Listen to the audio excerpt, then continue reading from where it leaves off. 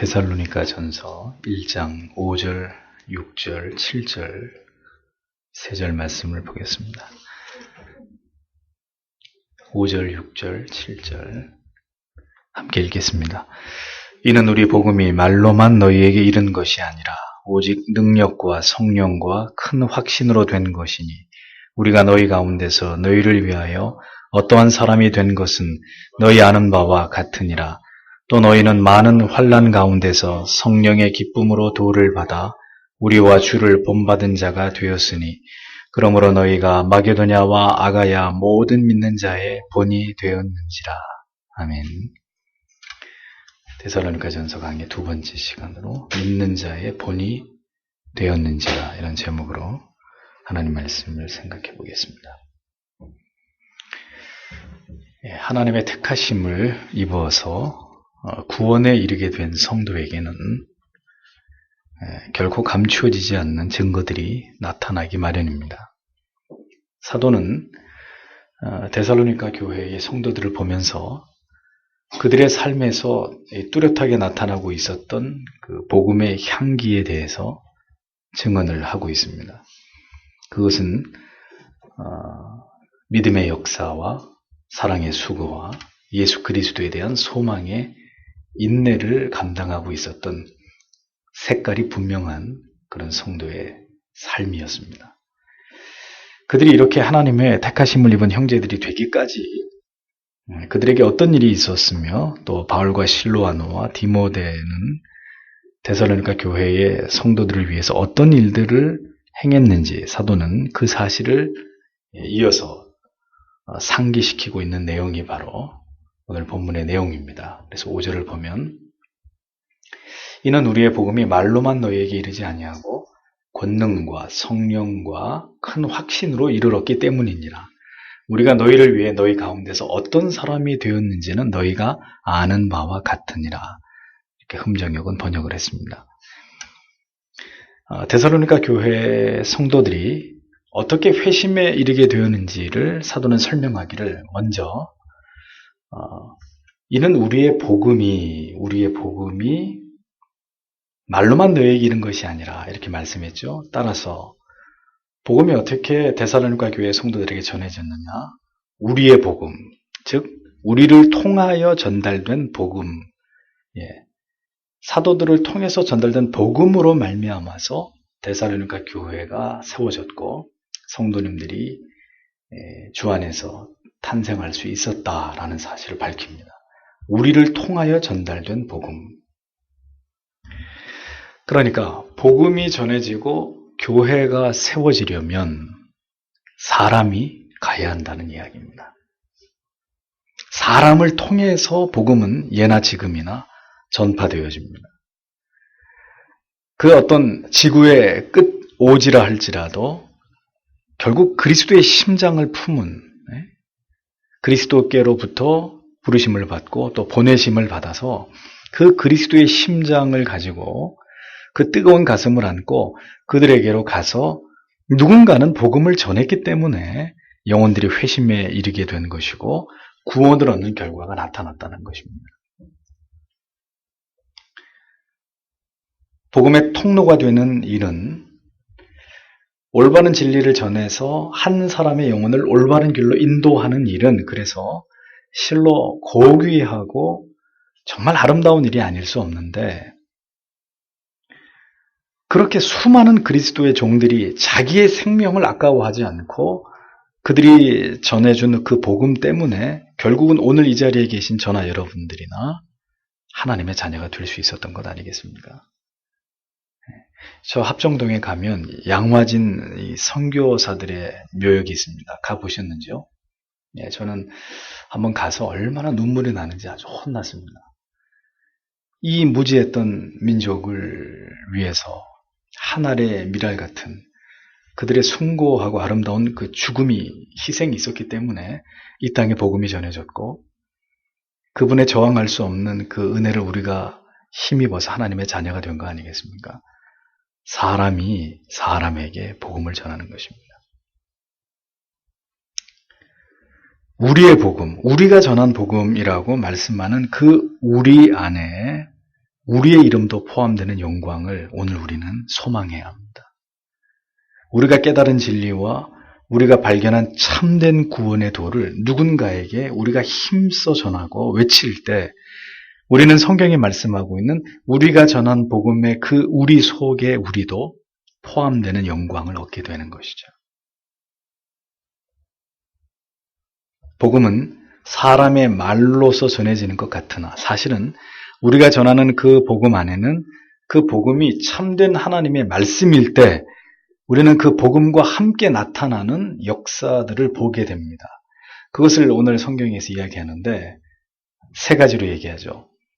이는 우리 복음이 말로만 너에게 이른 것이 아니라 오직 능력과 성령과 큰 확신으로 된 것이니 이렇게 말씀합니다.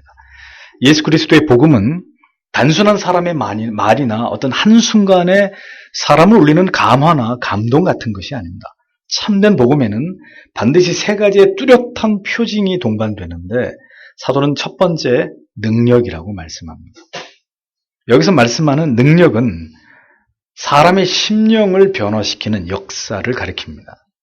헬라어로 듀나메이 혹은 듀나미스라고 하는 이 능력이라는 단어가 바로 여러 차례 여러분들에게 말씀드린 영어의 다이너마이트의 어원다라고 말씀드렸죠.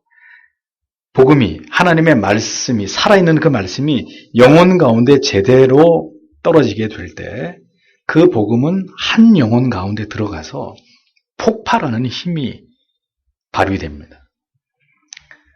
그 복음이 한 사람의 영혼 가운데 마음 가운데 딱 심겨지면 그 사람을 온전히 변화시켜 놓고야만은 그런 능력이 바로 복음이라는 거예요. 완전히 새로운 사람으로 새로운 가치관으로 새로운 어떤 인생의 목적과 의미를 깨닫게 해서 그야말로 환골탈퇴시켜버리는 완전히 사람으로 하여금 탈바꿈시켜 놓고야 마는 것이 바로 복음의 듀나미스, 능력이라는 거예요. 그러면 우리는 뭘 믿어야 되는 겁니까? 우리는 교회를 다니면서 뭘 믿어야 되는 거죠? 이 하나님의 말씀이 가지고 있는 능력을 믿는 사람들입니다. 우리에게 다른 걸 믿는 게 아니에요. 예수 믿으면 이런 얘기를 하도 해서 이제 더 이상 할 필요가 없습니다. 다른 능력이 아니에요. 무슨 꿈을 보고 환상을 보고 금리빨이 바뀌는 그런 능력이 아니라 이 한 사람의 인생 자체를 그리스도의 사람으로 바꿔놓고야만은 이 능력, 어설픈 인본주의적인 방식으로 사람들에게 어떤 즐거움과 감동을 주려고 하는 그런 인위적인 노력으로 영혼을 변화시킬 수 있다는 이런 생각들은 다 이 부질없는 믿음들을 우리는 버려야 되는 것이고요.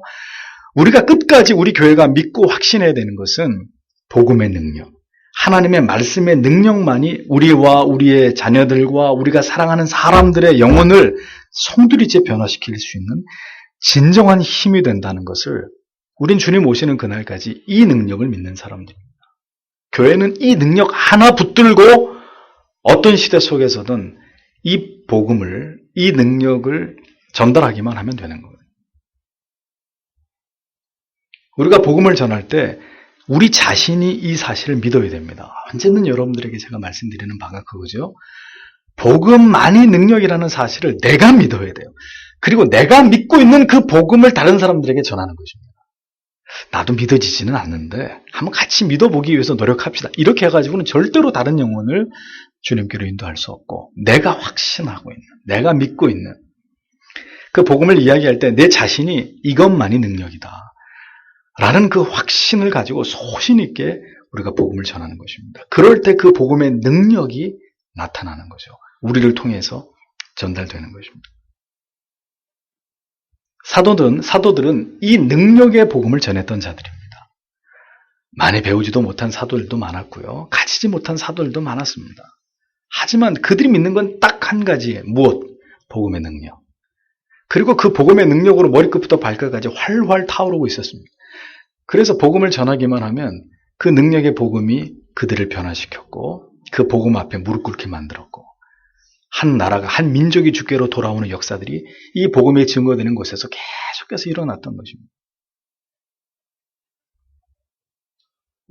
참된 복음은 이어서 성령의 역사하심을 불러옵니다. 두 번째, 능력, 그 다음에 성령이라고 얘기하잖아요. 성령의 역사하심을 불러일으킵니다. 능력의 말씀으로 한 사람의 심령을 완전히 새롭게 하는 이 놀라운 능력은 바로 성령을 통해서 나타나고 이루어지고 적용되는 것입니다. 그래서 성령의 역사가 없는 회심과 중생은 없는 거예요. 성령이 역사하지 않았는데 그 사람이 신자가 됐다. 신자가 된 것이 아닌 거죠. 모든 영혼 안에서 일어나는 거룩한 변화들은 모두 성령께서 주관하시고 주장하십니다.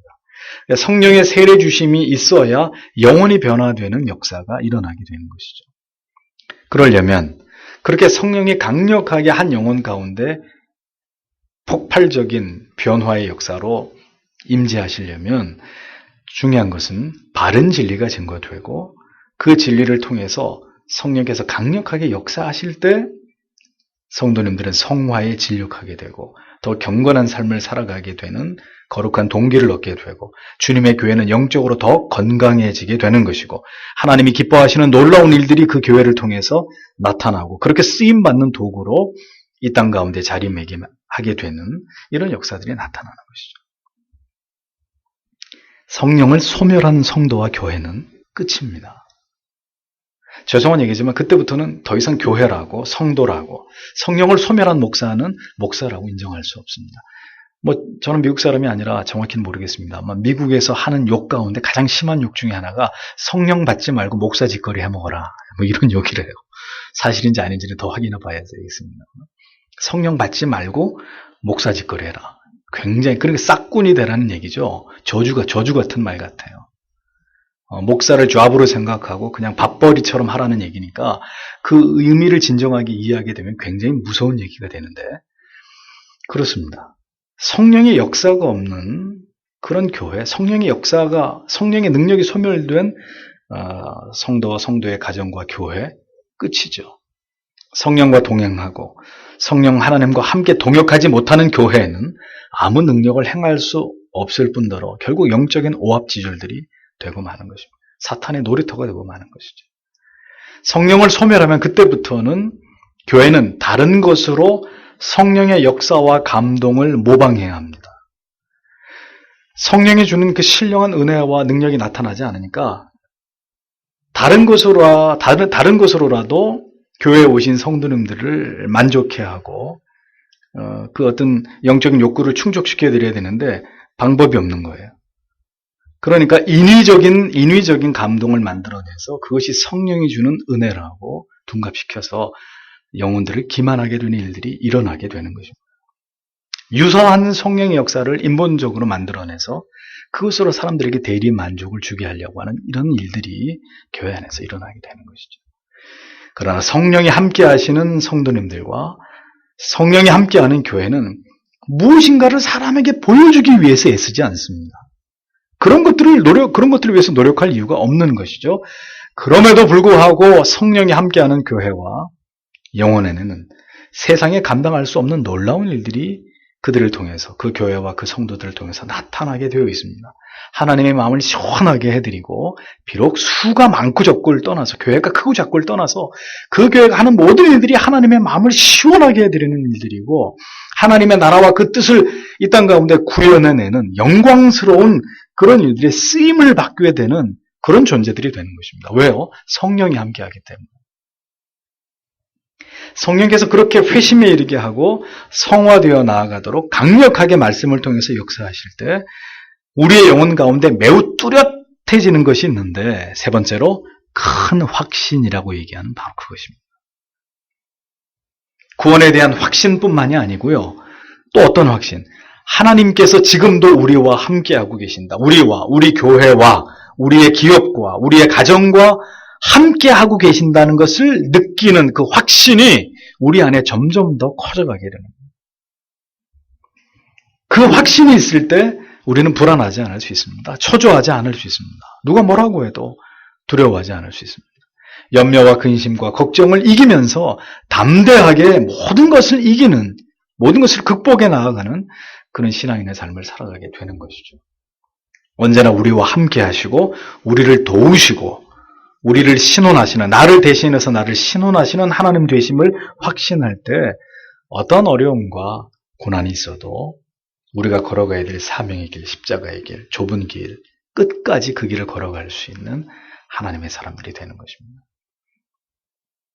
참된 진리를 따르지 않고 성령 안에 거하지도 않을 때 능력도 없고 성령의 도우심도 없고 자신이 하고 있는 일, 자신이 살아가고 있는 삶에 대한 확신도 모두 다 소멸되게 되는 거예요. 그러니까 겉으로 보기에는 굉장히 행복하게 종교 생활을 하고 있는 것 같지만 사실 그 사람의 영혼의 단면도를 딱 쪼개서 보면 끝없는 회의와 갈등과 불만족스러움과 어두움과 초조와 이 두려움에서 벗어나지 못하고 있는 그런 신앙의 모습들을 보게 되는 것입니다. 신앙의 모순들을 보게 되는 겁니다. 하나님의 말씀, 예수 그리스도의 복음은 반드시 능력과 성령과 큰 확신으로 우리 안에 머물고 역사하신다는 것을 기억하십시오. 영이 죽어버리고 참된 진리가 죽으면 신앙의 박제가 되는 것입니다. 신앙이 화석이 되어버리는 것입니다. 그러한 신앙에는 아무런 감격이나 기쁨이나 가슴 벅찬 어떤 영적인 희열이나 확신이 생길 리가 만무하게 됩니다. 참된 복음에는 반드시 능력과 성령과 큰 확신이 동반되고 그 다음으로 중요한 것은 바로 복음을 전달하는 사람들이다라는 것을 우리는 이 성경 속에서 깨닫게 됩니다. 이어서 보면 우리가 너희를 위해 너희 가운데서 어떤 사람이 되었는지를 너희 아는 바와 같다 이렇게 사도가 말합니다. 이걸 더 자세하게 의역을 하면은요. 우리가 너희에게 복음을 전했을 때 우리가 어떠한 사람이었는지 너희가 아는 바와 같이 너희가 복음을 받았을 때 너희가 어떠한 사람으로 변화되었는지 우리는 아노라 이런 의미가 됩니다. 이 말씀을 통해서 우리는 바울을 비롯한 그 바울의 일행들이 데살로니가 교회 성도들에게 진실된 복음을 전하기 위해서 짧은 기간이었지만 불과 몇 주 머물지 않은 짧은 시간이었지만 데살로니가 교회에 머무는 동안 그들이 얼마나 수고를 아끼지 않았는지를 짐작할 수 있습니다. 그들은 자신들이 전했던 복음과 자신들의 삶이 일치됨을 보여주기 위해서 참으로 부단한 노력을 했다는 사실을 우리가 엿볼 수 있습니다. 그들은 아무런 대가 없이 복음을 전했고 세상을 등지고 오직 성도들을 바른 진리로 목양하는 일에만 전심전력했다는 것을 사도는 간접적으로 그것을 지금 데살로니가 성도들에게 밝히고 있습니다.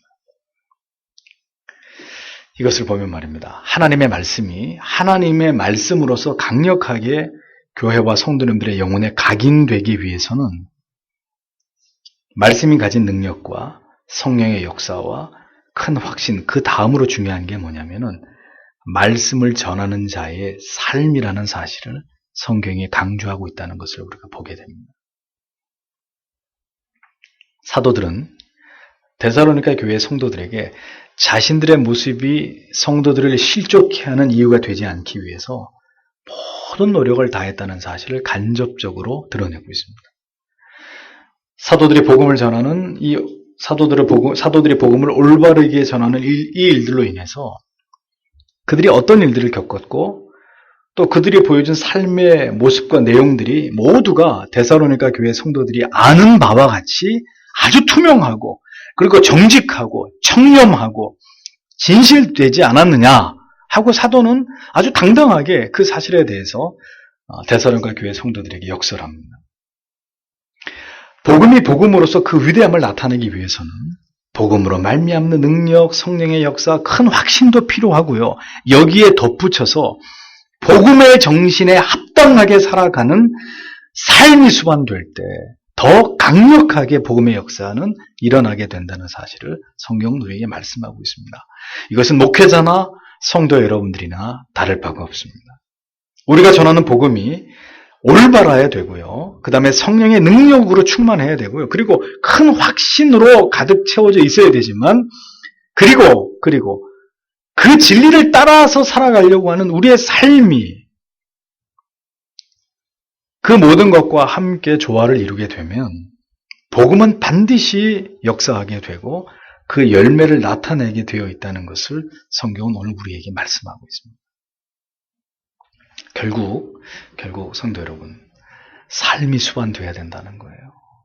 믿음은 반드시 성도의 삶으로 나타나야 되는 것이고 그러한 삶의 노력을 통해서 복음이 전해질 때 그 복음을 받아들인 사람의 삶도 역시 복음이 말씀하고 있는 삶으로 아름답게 변화되어져 간다는 것을 우리는 이 사도의 증언을 통해서 깨닫게 됩니다.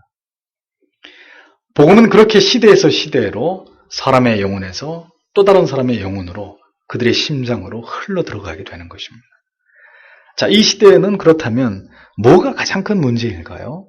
첫째는 하나님의 올바른 진리가 선포되지 않고 하나님의 올바른 진리가 선포되지 않으니 우리의 삶에서 능력이 나타나지 않고 진리에 대한 확신을 가지고 하나님을 신앙해야 되는데 이것도 불분명한 목회자와 신자들이 교회 안에 늘어나게 되는 것이고 자, 이런 것들이 계속 악순환되면서 어떻게 됩니까? 결국 사람들이 볼 때 탁월한 어떤 삶의 도덕적 지표를 그리스도인들에게서 확인할 수 있어야 되는데 이런 부분도 희미해지고 모든 것이 악순환되는 것이죠. 저는 세월호 침몰 사건이 이 나라를 향한 하나님의 모든 재앙과 재난의 시작이 되지 않기를 기도합니다.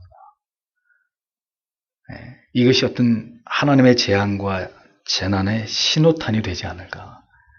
이달 안에 북한에서 핵을 또 실험하겠다고 지금 저렇게 으름장을 놓고 있고 모든 상황들이 우리에게는 너무너무 좋지 않은 항상 그래왔지만 그런 불안한 마음이 생겨요. 이것이 어떤 재난의 하나님의 재앙의 시작이 되지 말아야 될 텐데. 복음은 그 복음이 가지고 있는 능력으로 그리고 영혼 가운데 확신으로 그리고 그 복음에 붙들린 자들의 구별된 삶으로 이 세상에 강력하게 표출되어야 합니다. 우리들만의 리그가 돼서는 안 되고요. 세상에 나타나는 복음이 되어야 돼요. 하나님의 영광을 드러내기 위해서 하나님이 우리를 불렀기 때문에 하나님의 살아계심을 진리의 위대함을 우리를 통해서 세상 가운데 드러내려고 하시는 게 하나님의 뜻이기 때문에 반드시 드러나야 됩니다. 나무가 열매를 통해 자기의 가치를 드러내는 것처럼 드러나야 됩니다. 그래서 사도는 이어서 참된 복음으로 말미암아 하나님의 택하심을 받은 성도라고 데살로니가 교회 성도들을 그렇게 여기게 만든 이유를 설명하죠. 6절에 보니까 또 너희는 많은 고난 속에서 성령님의 기쁨과 더불어 말씀을 받아 우리와 주를 따르는 자가 되었으니 이렇게 말씀하고 있습니다. 보십시오. 사도는 많은 고난 속에서 성령의 기쁨으로 도를 받아 이렇게 얘기했습니다. 이것을 보면 데살로니가 교회의 성도들의 당시의 신앙의 삶이 녹록지 않았다는 것을 알 수 있죠. 자, 복음을 받아들여서 하나님의 자녀가 됐습니다. 복음을 받아들여서 하나님의 자녀가 됐으면 이제 불행 끝 행복 시작이라는 공식이 시작돼야 되는데 아니었습니다. 그들의 삶 속에는 지금 사도가 말합니다. 많은 고난 속에서라고 얘기합니다. 이 시대의 복음을 받아들이는 사람이 꿈꾸는 삶과 전혀 대치되는 그런 삶을 이야기합니다. 복음을 믿으며 진리를 따라 살아가면 박해와 핍박을 받을 수밖에 없었던 시대에 그들은 어떤 삶을 살았느냐. 성경은 증언합니다. 넘치는 고난이 있었지만 그들은 세상이 주는 기쁨이 아니라 성령께서 주시는 기쁨으로 말미암아 사도들로부터 계속해서 진리의 도를 배우고 그것을 받아들이고 있었다라고 사도가 데살로니가 교회 성도들의 신앙에 대해서 증언합니다. 많은 고난이 있었지만 그 고난을 능가하는 성령이 주시는 기쁨 안에서 계속해서 진리의 도를 그들은 받아먹고 있었단 말이에요. 이미 서교 장로교회 성도님들은 저에게 이런 설교를 너무 많이 들으셔서 제가 어떤 얘기하려고 하는지 다 아실 겁니다. 예수 그리스도를 쫓아가는 신앙의 삶은 결코 넓고 쉬운 길이 아니라는 것, 복음서 전체가, 서신서 전체가, 신약 성경 전체가 우리에게 일관되게 이야기합니다. 편안하게 누구나 갈 수 있는 길이 아니다. 성경은 얘기합니다. 그런데 보십시오. 그럼 이 시대의 그리스도인들에게 데살로니가 교회 성도들이 받았던 그런 박해와 핍박이 있나요? 공개적인 박해나 핍박이 우리에게 있습니까? 아직 그런 것은 없습니다. 그러나 그럼 정말 우리가 핍박이나 박해가 없느냐? 우리가 뜻을 세워서 지금도 이렇게 평안한 시대에도 저와 여러분들이 어떤 뜻을 세워서 주님을 섬기고 하나님의 계명을 지켜가고 하나님이 우리에게 원하시는 그 가치를 지키려고 마음을 먹어보세요. 어떻게 될까요? 내 주를 가까이 하려 함은 십자가 짐 같은 고생이나. 여러분들이 뜻을 세워서 그렇게 살려고 마음 먹으시면 그때로부터 즉시 이 찬송가의 가사 속으로 내가 들어가게 됐다는 것을 깨닫게 되실 겁니다. 성도는 그러나 그러한 환난 가운데서도 견딜 수 있고 인내할 수 있습니다. 왜요? 그 이유는 단 하나예요. 우리에게는 인간적인 어떤 도움과 위로를 우리가 필요로 하는 것이 아니고 또 그러한 도움이 우리에게 있기 때문에 우리가 그것을 이겨내는 게 아니라 딱 한 가지. 그럼에도 불구하고 우리가 그 환난과 고난 속에서 우리의 믿음을 지킬 수 있는 것은 이것이 있기 때문인데 그게 뭐냐면 성령이 주시는 기쁨. 그러니까 이거는 옵션이 아니에요.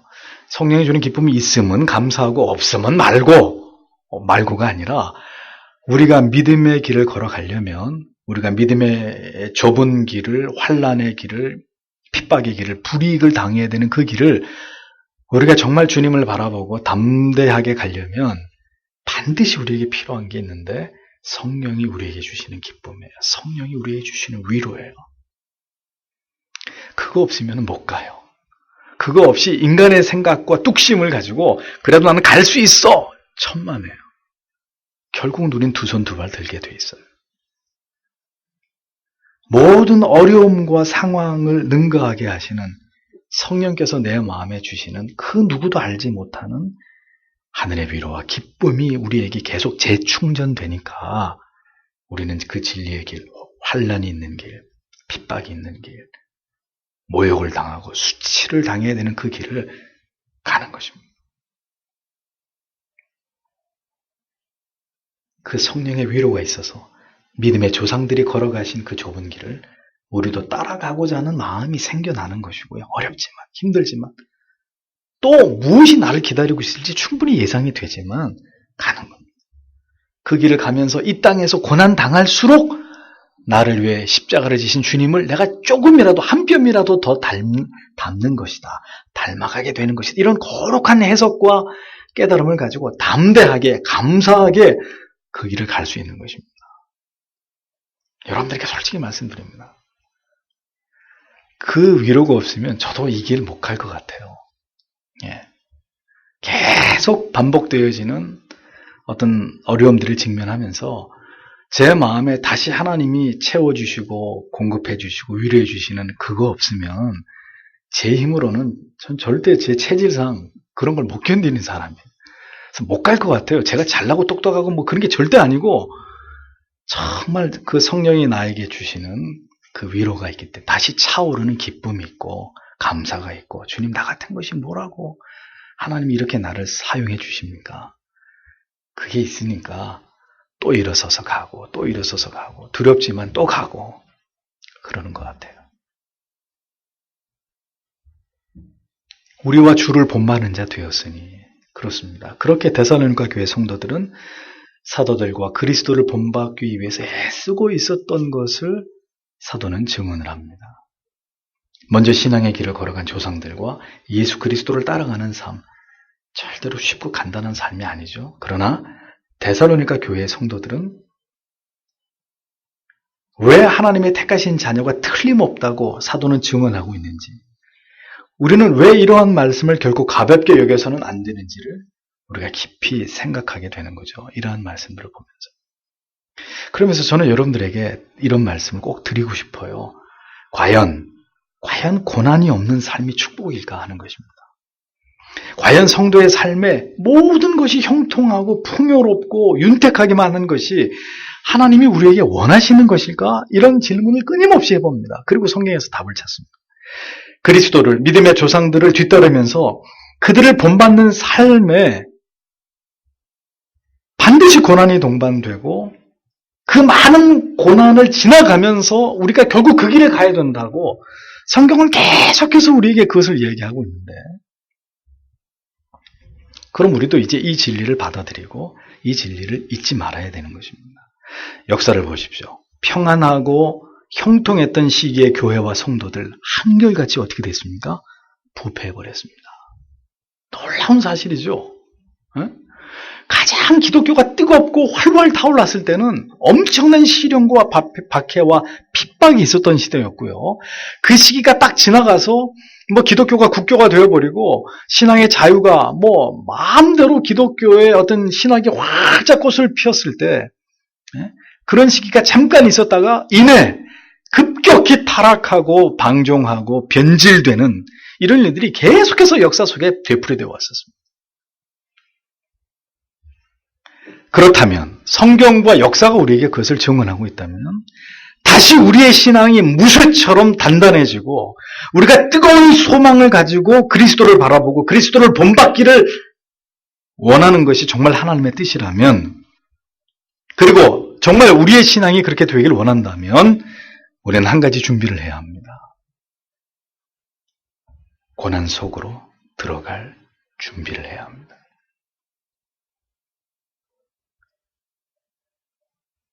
누구도 환영할 만한 이야기가 아니고 누구도 즐거움으로 들을 수 있는 이야기가 아닙니다. 지금 제가 드리는 말씀. 한국 교회를 살리시는 하나님의 방법과 길이 다시 우리를 고난의 용광로 속으로 초대하셔서 우리로 하여금 그 모든 우리의 지난날의 지은 죄들을 다 태워버리고 녹여버리고 그 안에서 다시 우리를 새롭게 하는 것이 하나님의 뜻이라면, 그래서 우리로 하여금 진지해지게 만들어서 하나님 앞에 모든 죄를 회개케 하는 게 하나님의 뜻이라면, 무엇이 하나님께서 기뻐하시는 참된 신앙인지를 하나님이 우리에게 고난의 한복판에서 다시 우리에게 가르쳐 주시려고 하신다면, 우리가 추구하고 있는 하나님의 나라가 정말 어떤 곳인지를 깊이 사유하게 하시는 게 하나님의 뜻이라면 이 평안 속에서는 그렇게 하지 않으실 거예요. 그렇게 될 수가 없을 겁니다. 죽음의 비참함이 무엇인지 알지 못하고 그저 죄를 먹고 마시고 타락과 환락에 찌들어서 살아가는 이 민족과 이 사회에게 하나님께서 강력한 경고의 메시지를 보내고 계십니다. 너희도 모두 다 죽는다. 젊고 꽃다운 나이든 늙은이든 모두 죽는다는 거예요. 죽음이 너희 곁에 있다는 거예요. 정신을 똑바로 차리고 더 늦기 전에 하나님께로 돌아와야 된다는 사실을 촉구하고 계시는 거죠. 연일 싸늘한 죽음으로 발견되는 아이들의 그 마지막 모습을 보면서, 오열하는 부모님들의 모습을 보면서 여기 목이 메이지 않은 사람이 어디 있습니까? 하지만 더 두렵고 슬픈 것은 아직도 지옥을 향해서, 영원한 죽음을 향해서 죄의 바다 수면 그 아래 깊이 잠겨있는, 죽어가고 있는, 죽은 영혼들, 그들 어떻게 할 거예요? 신자는 이 일어난 사건 그 배후에 하나님이 우리에게 주시는 메시지가 뭔지를 읽어내야 됩니다. 우리는 그 사실 때문에 더 우리의 가슴이 미어져야 합니다. 그래서 기도하던 가운데 우리 교회의 사명에 대해서 저는 한 줄로 다시 요약해봤습니다. 옛날에 회원교회 있을 때도 이걸 주보에다 매번 실었는데 이번에는 이렇게 정했습니다. 바른 신학과 교리에 정초하여 시대와 민족의 등대가 되는 설교장로교회. 저는 이것이 우리의 정체성이라고 생각합니다. 우리의 사명이라고 생각합니다. 영혼을 구원하는 일에, 영혼을 바른 길로 인도하는 일에 우리 교회는 모든 것을 여기에 집중하기를 원합니다. 바른 진리를 전하고 올바른 구원과 성화의 도를 가르치고 알려서 참된 신자, 진정으로 영생에 이르는 성도들, 그래서 이 땅에 단 하루를 살아도 하나님의 영광을 나타내는 일에 온전히 헌신하다가 주님 앞에 갈 수 있는 그런 성도님들과 그런 교회를 세우는 것, 그것이 저와 여러분들의 사명이라고 생각합니다. 많은 혼란 가운데서도 낭망하거나 시험에 들거나 침륜에 빠지지 않고 성령께서 주시는 기쁨으로 말미암아 그 기쁨으로 도를 받아서 사도와 그리스도를 본받아 살아가려고 했던 데살로니가 교회의 성도들처럼 서교 장로교회 성도님들이 바로 그들의 신앙을 계승하고 이어가셔야 될 그런 여러분들이고 여러분들의 신앙이라고 믿습니다. 이들이 이러한 신앙의 결국이 어떠한 영향으로 그 시대 가운데 나타나느냐. 마지막으로 7절이 얘기합니다. 그러므로 너희는 마게도냐와 아가야에서 믿는 모든 자들에게 본이 되었느니라. 본이 되었느니라 라고 말씀합니다. 마게도냐 지방에는 데살로니가 교회를 비롯해서 빌립보 교회, 또 베레와 교회 등이 위치하고 있었고, 아가야 지방에는 아덴, 또 고린도 교회 등이 위치하고 있었습니다. 그러니 이러한 초대교회 중에서 가장 그 신앙에 있어서 탁월함, 어떤 그 신앙에 있어서의 아름다움을 나타내고 있었던 그런 대표적인 교회가 어디였느냐? 데살로니가 교회였다. 다른 지역의 모든 초대교회들 가운데 데살로니가 교회의 신앙, 성도들의 신앙은 으뜸이 되고 있었다. 그들의 모든 교회에 데살로니가 교회의 성도들의 신앙은 본이 되고 있었다라고 사도는 평가하고 있습니다. 우리가 열심히 주의 길을 따라가면은요, 우리만 잘 되는 게 아니에요. 하나님이 우리를 본 삼아서 우리가 속한 교단을 깨우고 우리가 소속된 이 지역 사회를 변화시키고, 여러분들이 계신 곳이 어딘지 모르겠죠. 여러분들이 계신 기업이나 회사나 가족이나 어디서든지 여러분들이 그렇게 하나님을 신앙하는 그 모습이 하나님께서 본으로 삼고자 하셔서 거룩한 영향력을 행사하게 만드는, 그것이 하나님의 계획이고 하나님의 뜻이라는 겁니다. 교회들의 본이 되는 교회, 모든 성도님들의 본이 되는 성도, 많은 목회자들의 본이 되는 목회자, 우리가 열심을 품고 주님을 섬길 때 성경이 만약에 우리를 그렇게 평가해 준다면 이보다 더 영광스러운 일이 어디겠습니까? 데살로니가 교회를 사도가 평가할 때 마게도냐와 아가야 모든 교회들, 모든 성도들 가운데 너희가 본이 되었다. 그렇습니다. 우리가 정말 주님을 바른 마음으로 신앙하고자 할 때, 신앙의 바른 길을 가려고 할 때 하나님께서는 능력과 성령과 큰 확신으로 우리를 붙드십니다. 그렇게 될 때 많은 환난이 있으나 성도와 교회는 성령께서 주시는 기쁨으로 더 귀한 진리의 도를 깨달아서 그리스도를 닮아가게 됩니다. 그리고 그 길을 힘써 지킬 때 교회 머리 되신 그리스도께서는 그러한 교회로 하여금 다른 모든 교회들의 본이 되게 하심으로 하나님의 거룩한 뜻을 이루어가고 하나님의 영광을 받으시고 어두운 시대의 길잡이같이 그러한 교회와 성도를 하나님은 사용할 것입니다. 그렇게 쓰임받다가 주님 앞에 가면 얼마나 귀하고 아름다운 일일까요? 마지막 때. 크고 화려한 교회 안 짓고 주님 앞에 왔다고 해서 절대로 하나님 주님께서 우리를 책하지 않으실 거고요. 왜 더 많이 헌금을 하지 못하고 왔냐고 주님이 그거 가지고 우리한테 너는 게으르고 악한 종이라고 말하지 않으실 거고요. 저는 노예에 가입하고 안 하고는 둘째 치고요. 여러분들에게 나중에 다 모두 계실 때 또 말씀드리겠지만 이미 이 서교 장로교회는 유명한 교회가 되어버렸습니다. 엊그제 노예 참석해가지고 저는 입번 끝도 안 했거든요. 근데 이미 그 자리에서 뭐 청교도, 웨스트민스터 신앙고백서, 대소요리문도, 하이델베르크 다 나왔어요. 다른 목사님들 입에서. 저 이응수 목사가 신학적으로 문제가 많다 그러니까 저를 변호하시기 위해서 하나님이 입을 열어주신 목사님들을 통해서 다 나와서 저는 한마디도 하지 않았는데 다 그런 얘기들 나왔어요. 그 서경노회 100명이 넘는 노회원들이 그 자리에서 한 30분 동안 저희 교회 가입 문제를 가지고 찬반 양론 이 거색이 일어나면서 회의가 진행이 안 될 정도로 그런 상황이었습니다. 근데 이미 그 자리에서 우리 교회가 어떤 신학을 추구하고 있고 뭐가 문제라고 하는지, 그럼 뭐가 또 문제가 아닌지 저는 한마디도 하지 않았는데도 그 자리에서 그런 얘기들이 30분 동안 오고 가도록 하나님 그렇게 만드셨어요. 왜 그러셨을까요? 저와 여러분들이 대단히 우리가 뭐 대단한 존재라 하나님이 그렇게 하셨겠습니까? 아닙니다. 저는 저희 교회를 이슈로 만들어서 뭔가 하나님이 그 자리에 모인 노회원들에게 어떤 메시지를 주셨다고 생각해요. 이 시대에 저 이응수 목사처럼 저렇게 목회하는 목사가 아직 남아있구나. 저 목사가 왜 저렇게 이런 문제 때문에 저렇게 이 자리에서 이런 일을 당해야 될까? 많은 목사님들이 양심에 어떤 하나님이 주시는 음성을 들었을 겁니다.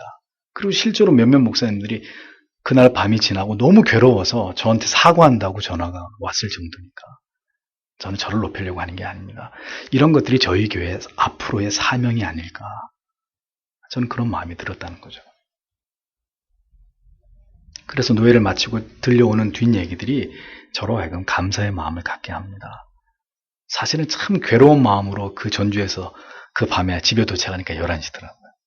왔습니다만 그 이후로 하나님께서 성령께서 제 마음을 위로하시고 우리 교회가 앞으로 어떤 사명, 어느 노예든 교단이든 들어갔을 때 어떤 사명을 감당하라고 하시는지 저는 그것을 느꼈습니다. 저는 마지막 때 사명이 있는 교회가 되기를 원합니다. 사명이 있는 우리 성도님들 그리고 사명이 있는 목회자 되길 원합니다. 마지막 시대에 밤바다를 비추는 등대처럼 그렇게 쓰임받는 교회, 참된 신앙의 본이 되는 교회. 많은 교회들이 이런 것들을 마음에 품겠지만 그렇게 살아가지는 못할 것입니다. 우리도 장담할 수 없습니다. 그러나 적어도 목표를 그것으로 정했으니 그래도 저와 여러분들이 함께 힘을 합쳐서 최선을 다하지 않겠습니까? 최선을 다해야 되고 하나님 기뻐하시는 그런 교회를 세워야 합니다. 오늘도 주신 말씀을 생각하면서요. 모든 믿는 자의 본이 되었는지라 마게도냐 데살로니가 교회가 주님 서교 장로교회가 겸손하게 하나님이 기뻐하시는 뜻을 추구하면서 나중에 먼 훗날 주님 앞에 서게 됐을 때 너희 교회가 많은 다른 교회와 성도들에게 본이 되는 교회가 되었었다라고 인정해 주신다면 우리가 뭘 바랄 게 있겠습니까? 주님, 우리에게 그런 선한 소원 주시고 소망 주시고 겸손히 주님이 주시는 사명 앞에 수종드는 교회가 되게 해달라고 이 시간에 다 함께 주님 앞에 간절히 기도하겠습니다. 아버지 하나님